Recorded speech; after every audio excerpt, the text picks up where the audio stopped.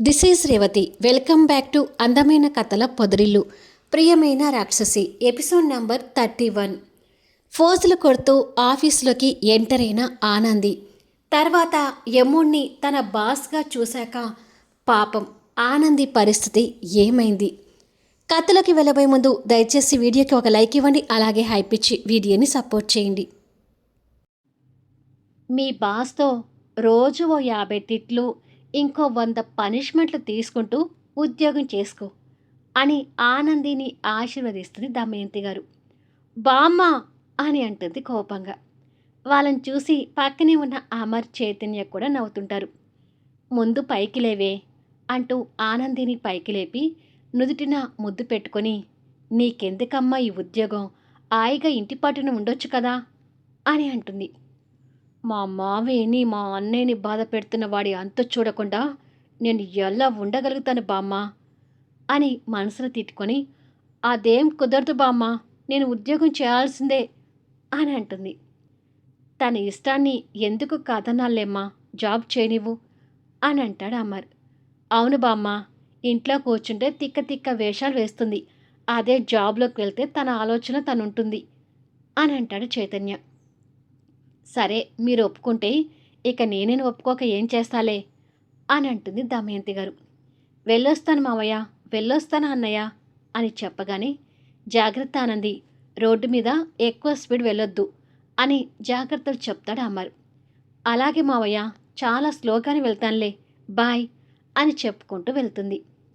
మాకు టిఫిన్ పెట్టమ్మా, తినేసి మేము కూడా ఆఫీస్కి వెళ్తాము అని చెప్పి అమర్, చైతన్య డైనింగ్ టేబుల్ దగ్గరికి వెళ్తారు. అశ్విన్ క్యాబిన్లో కూర్చొని భాస్కర్తో ప్రాజెక్ట్ విషయాల గురించి డిస్కషన్ చేస్తుంటాడు. దీపక్ అప్పుడే ఆఫీస్కి వచ్చేసరికి, అశ్విన్ సార్కి కొత్తగా పిఏ వస్తుందంట, వర్క్ విషయంలో మనల్ని ఇంత టార్చర్ చేస్తాడు, ఇక ఆ పిఏని ఎంత టార్చర్ చేస్తాడో ఏంటో అని గుసగుసలాడుతుంటారు స్టాఫ్ మెంబర్స్. దీపక్ కూడా ఆ మాటలు విని, పాపం ఎవరో ఆ పిఏ, మా సార్ ముందు ఆ పిఏ ఎవరో బలైనట్టే అని అనుకుంటూ సీట్లోకి వచ్చి కూర్చుంటాడు. అప్పుడే ఆనంది ఆ కంపెనీ ముందు స్కూటీ ఆపి ఏదో సాధించబోతున్నట్టుగా పెద్ద లెవెల్లో కళ్ళకి గాగుల్స్ పెట్టుకొని లీవ్ చేసిన హెయిర్ని ఫ్యాషన్గా పైకి అనుకుంటూ ఓ స్టైల్గా లోపలికి వస్తుంటుంది. లోపలికి రాగానే ముందు రిసెప్షన్ దగ్గరికి వస్తుంటుంది. రిసెప్షన్ స్టాఫ్ తన స్టైల్ చూసి, ఎవరి అమ్మాయి అని ఆశ్చర్యంగా చూస్తూ ఉంటారు. లోపల అశ్విన్ భాస్కర్తో మాట్లాడి పంపించి మానిటర్లో సీసీ ఫుటేజ్ని ఓపెన్ చేసి ఆనంది రాకని చూస్తుంటాడు. ఆనంది వాళ్ళ దగ్గరికి వచ్చి స్టైల్గా గాగుల్స్ని నెత్తి మీద పెట్టుకొని, హలో, ఎక్స్క్యూజ్ మీ, ఇక్కడ సీఈఓ అశ్విన్కి పిఏ పోస్ట్లో వచ్చాను, అతగాడి క్యాబిన్ ఎక్కడా అని ఫోజులు కొడుతూ అడుగుతుంది. బాస్ అనే మర్యాద కూడా లేకుండా మాట్లాడుతున్న తనను చూసి రిసెప్షనిస్ట్ వాళ్ళు నోరు వెళ్ళపెడుతుంటారు. అశ్విన్ మానిటర్లో తను చూస్తూ, ఫోసిని వేషాలో అని అనుకుంటాడు. అదేంటి మేడం, సార్ని అలా పేరు పెట్టి పిలుస్తున్నారు అని అడుగుతుంది రిసెప్షనిస్ట్. నేను అలాగే పిలుస్తాను, ఇంకా మీ సారే నాకు రెస్పెక్ట్ ఇచ్చి పిలవాలి అని మాటల్లో పొగరు చూపిస్తూ అంటుంది. రెస్పెక్టే కదా, ఇస్తాను, లోపలికి రా, ఉంటుంది నీకు అని అనుకుంటాడు అశ్విన్. ఈవిడ గారికి ఇంకా మన బాస్ గురించి తెలియదట్టుంది, అందుకే ఇలా బిల్డప్ ఇస్తుంది. ముందు లోపలికి వెళ్ళని, తర్వాత ఎవరికి ఎవరు రెస్పెక్ట్ ఇస్తారో తెలుస్తుంది అని అనుకుంటారు ఆ ఇద్దరి రిసెప్షనిస్ట్. హలో, ఎక్స్క్యూజ్ మీ, నేను అడిగిన దానికి ఇంకా ఆన్సర్ ఇవ్వకుండా గుసగుసలు పెట్టుకుంటున్నారేంటి అని అడుగుతుంది సీరియస్గా చూస్తూ. ఇటు నుంచి లోపలికి వెళ్తే ఎంప్లాయీస్ రోస్ కనిపిస్తాయి, అక్కడ నుండి రైట్ సైడ్ వెళ్తే సీఈఓ సార్ క్యాబిన్ ఉంటుంది, వెళ్ళండి మేడం అని దారి చూపిస్తారు. ఓకే అని చెప్పి ఓ స్టైల్గా నడుచుకుంటూ నెత్తి మీద పెట్టిన గాగుల్స్ని మళ్ళీ కళ్ళకు పెట్టుకుంటూ లోపలికి వెళ్తుంటుంది. తను లోపలికి అడుగు పెట్టగానే అందరు ఎంప్లాయీస్ తన వైపు ఒక లుక్కేసి, ఎవరివిడా అని అనుకుంటారు. అందరూ అటువైపుగా చూడటం దీపక్ కూడా గమనించి అటువైపుగా చూస్తాడు. అక్కడ ఆనందిని చూసి షాక్ అవుతూ, ఆనంది ఇక్కడికొచ్చిందేంటి అని అనుకుని దగ్గరికి వెళ్ళి, హాయ్ ఆనంది అని అంటాడు. హాయ్ దీపక్, నువ్వు ఇక్కడే చేస్తున్నావని నాకు తెలుసు అని అంటుంది నవ్వుతూ. నా సంగతి వదిలేయ్, నువ్వేంటి ఇక్కడికొచ్చావు అని అడుగుతాడు దీపక్.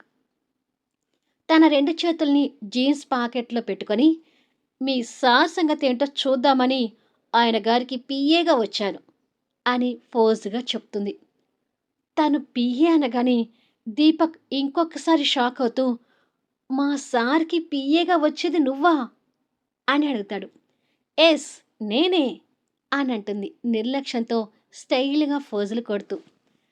తన ఫోజులను చూస్తుంటే యముడికి ఇంకా కాలుతుంటుంది. అయ్యో ఆనంది, నువ్వు ఈ పోస్ట్‌లో ఎందుకు జాయిన్ అయ్యావు?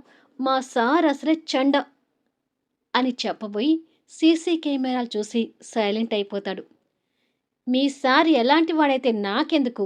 నా ముందైతే కుప్పి గంతులు వేయాల్సిందే అని అంటుంది తన గాగుల్స్‌ని చేతులకు తీసుకొని ఓ స్టైల్‌గా తిప్పుతూ.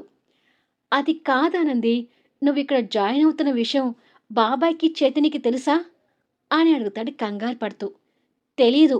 నువ్వు కూడా ఈ విషయాలేవి వాళ్ళకి చెప్పకు. మా మావయ్యని, అన్నయ్యని ఇబ్బంది పెడుతున్న ఈ కంపెనీ సంగతి ఏంటో చూద్దామని మీ సార్‌కి పీఏగా వచ్చాను అని అంటుంది.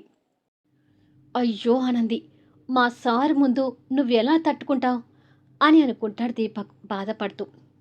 ఇక్కడ పేరుకే నేను పీఏగా వచ్చాను కానీ అసలు నిజానికి మీ సారే నాకు పీఏగా చేసేలా చేసుకుంటాను. మా మావయ్యని, అన్నయ్యని కష్టపెడుతున్న అతన్ని తిప్పలు పెట్టించి 3000 చెరువులు నీళ్లు తాగించడానికే వచ్చాను అంటూ కోపంగా చెప్తుంది. అశ్విన్ అదంతా మానిటర్‌లో చూస్తూ, ఎన్ని బిల్డప్‌లు ఇస్తున్నావే! ఈ బిల్డప్‌లన్నీ దించుతానులే, లోపలికి రా అని అనుకుంటాడు.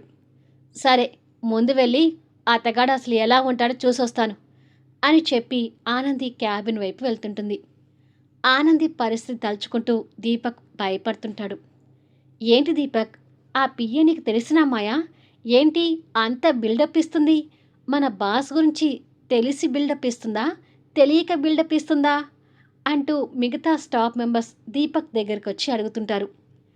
ఆనంది బిల్డప్ ఇచ్చుకుంటూనే లోపలికి వెళ్ళి చైర్‌లో అటువైపుగా తిరిగి కూర్చున్న అశ్విన్ చూస్తూ చేతిలో గాగుల్స్ పట్టుకొని ఓ స్టైల్‌లో తిప్పుతూ, ఎక్స్‌క్యూజ్ మీ అని మాటల్లో పొగరు చూపిస్తూ అంటుంది.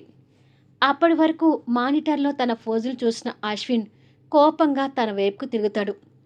మరుక్షణమే కళ్ళు ఆటోమేటిక్‌గా పెద్దవి అయ్యి షాకుతో చేతిలో ఉన్న గాగుల్స్ తెలియకుండానే జారవిడుస్తుంది. దెబ్బకి అవి కింద పడి ముక్కలవుతుంది. అంటే అశ్విన్ని చూడగానే ఆనంది ఫోజులన్నీ దెబ్బకు ఎగిరిపోయి తన గుండె కూడా అలా భయంతో ముక్కలైపోతుంటుంది. ఇంతకుముందు తను కొట్టిన ఫోజులకి ఇప్పుడు తన ఫేస్ ఎక్స్‌ప్రెస్ చూస్తున్న అశ్విన్‌కి ఇగో సాటిస్ఫాక్షన్ అవుతుంటుంది. ఆ షాకుతోనే గుడ్లు వెళ్ళబెట్టి చూస్తూ, ఇదేంటి, తమరు ఇక్కడ ఉన్నారు అని పొడి పొడి మాటలతో భయంగా అడుగుతుంది. అశ్విన్ అతని కళ్ళు టేబుల్ మీదున్న నేమ్ బోర్డు వైపు తిప్పుతాడు. దాంతో ఆనంది ఆ బోర్డు వైపు చూసి సీఈఓ అశ్విన్ కుమార్ అని చదివి ఏడుపు మొహం పెడుతూ, కాదు, దాదాపు ఏడుస్తూ, ఇది తూచ్, నువ్వు సీఈఓ అనుకోలేదు.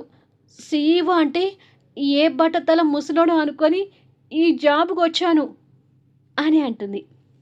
అశ్విన్ చైర్‌లో తాపీగా కూర్చొని, ఆహా! బట్టతల ముసలోడైతే వాడితో బాగా ఆడుకుందామని వచ్చావు, అంతేనా అని అడుగుతాడు. అవును అని తన తలని ఏడుపు మొహంతో నిలువున ఊపుతుంది. అబ్బబ్బబ్బా! చూస్తే అమాయకంగా ఉంటావు కానీ బయట ఎన్ని ఫోజులు, ఎన్ని బిల్డప్‌లు కొట్టావే అని కోపంగా అడుగుతాడు. నేను ఫోజులు, బిల్డప్‌లు కొట్టింది నీకెలా తెలుసు అని అడుగుతుంది బెదురు చూపులు చూస్తూనే.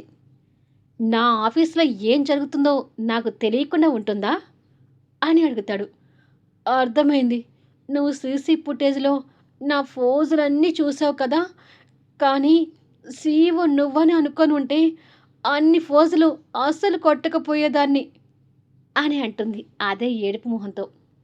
అన్నీ కొట్టకపోయేదానివంటే సగం ఫోజులు కొట్టేదానివా? అని అడుగుతాడు. అదేం కాదు. అయినా ఆ ఫోజుల విషయం అలా ఉండనివ్వు. నన్ను ఇబ్బంది పెట్టడం కాకుండా మా మావయ్యని, మా అన్నయ్యని కూడా ఇబ్బంది పెడుతూ వస్తున్నావంటే నన్ను టార్గెట్ చేయడం కోసం మా మావయ్యని, మా అన్నయ్యని అడ్డు పెట్టుకుంటున్నావా? అని అడుగుతుంది అమాయకంగా. అవును. నిన్ను టార్గెట్ చేయడం కోసమే వాళ్ళకి చుక్కలు చూపిస్తున్నాను. అయితే ఏమంటావు? అని అడుగుతాడు చైర్‌లో నుంచి లేచి దగ్గరికొస్తూ. అశ్విన్ దగ్గరికి రావడం చూసి ఆనంది ఇంకా బెదిరిపోతూ, "ఇది అన్యాయం, అక్రమం.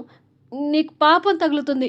నా కారణంగా మా వాళ్ళని బాధపెట్టడం కరెక్ట్ కాదు. ఇది నేను ఊరుకోను" అని అంటుంది. ఊరుకోక ఏం చేస్తావు? అని అంటాడు తనకి ఇంకా దగ్గరగా వస్తూ. అలా దగ్గరగా వస్తుంటే ఆనంది వెనుకగా జరుగుతూ, "ఏం చేస్తానా? నేనేమి చేయను.